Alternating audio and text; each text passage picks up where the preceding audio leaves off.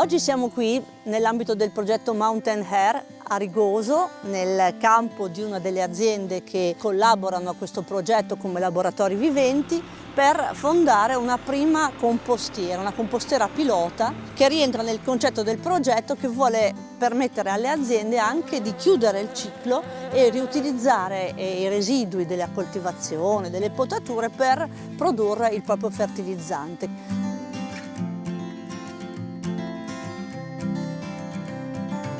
Abbiamo selezionato un'area pianeggiante perché in questo modo tutte le operazioni sono più agevoli.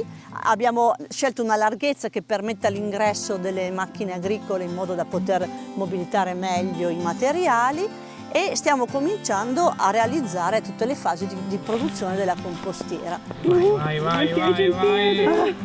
Abbiamo messo due tessuti, il TNT al di sotto e un tessuto impermeabile al di sopra. Il TNT dallo spessore di 5 mm serve affinché il tessuto impermeabile non venga bucato dai sassi sottostanti, mentre il tessuto impermeabile serve affinché i liquidi di fermentazione non possano finire all'interno del suolo. Tutti e due i tessuti sono stati picchettati lungo tutto il perimetro, tranne il tessuto impermeabile, che è stato picchettato solo dal lato corto, questo perché i lati lunghi verranno ripiegati su se stessi in modo tale da contenere appunto il compost all'interno. Queste cose qua ci servono semplicemente come cordolo di contenimento, molto rudimentale ovviamente, molto semplice, però in questo modo c'è almeno un ostacolo, no? I cordoli laterali ci permetteranno di trattenere i liquidi fuoriusciti dal compostaggio. Sì, va picchettata là con i picchetti normali e qua va graffettata semplicemente. Inoltre la compostiera è stata realizzata a favor di vento, infatti Rigoso è nota per essere una zona altamente ventosa.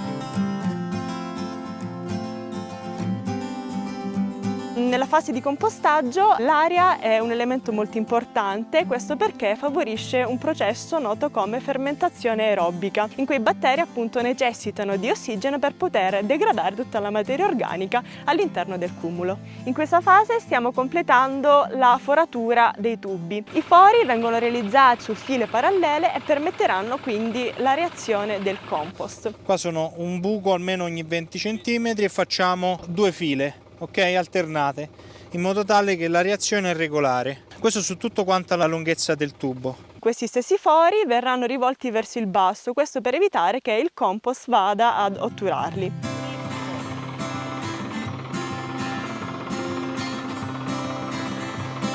Ora stiamo realizzando il cumulo vero e proprio. Il cumulo è formato da due parti, una parte strutturale costituita dal ceppato e una parte umida costituita invece dal letame. Il cippato ha sia funzione strutturale che funzione di substrato.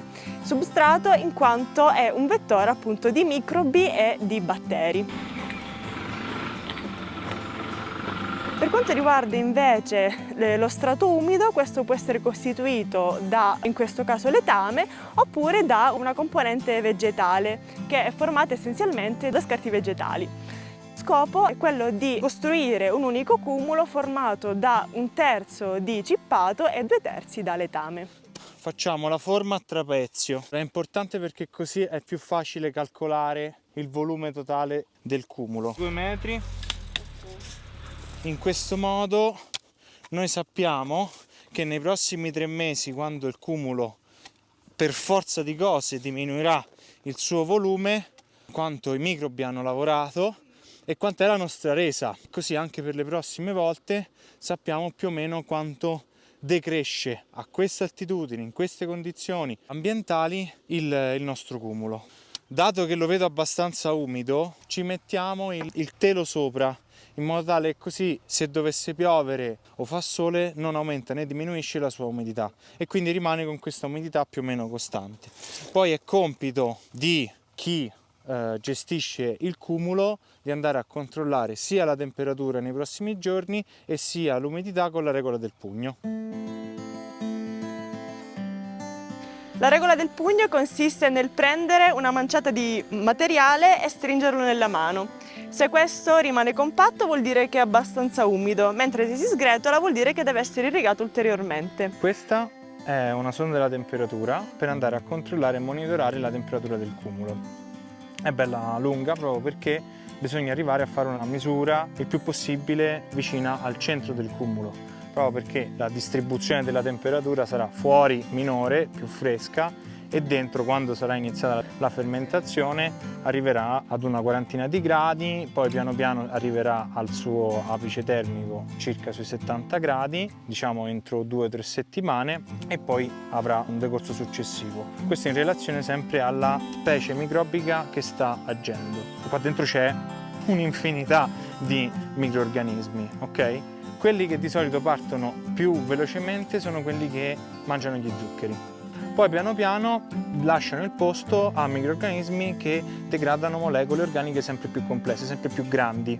Quindi prima i zuccheri, poi stanno i grassi. Quindi degradano anche la lignina, che è la molecola che compone anche il cippato. C'è un ulteriore aumento della temperatura fino ad arrivare ad una quarantina di gradi e poi si riscende giù.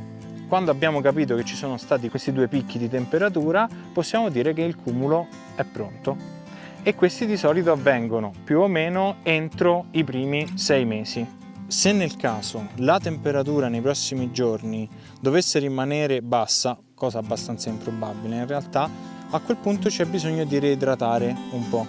Quindi magari aspettare un attimo, vedere se fa pioggia il giorno dopo e lasciare praticamente il cumulo aperto. Però adesso, dato che appunto abbiamo visto che l'umidità è giusta, adesso noi possiamo chiudere e con molte probabilità nei prossimi giorni la temperatura dovrà alzarsi.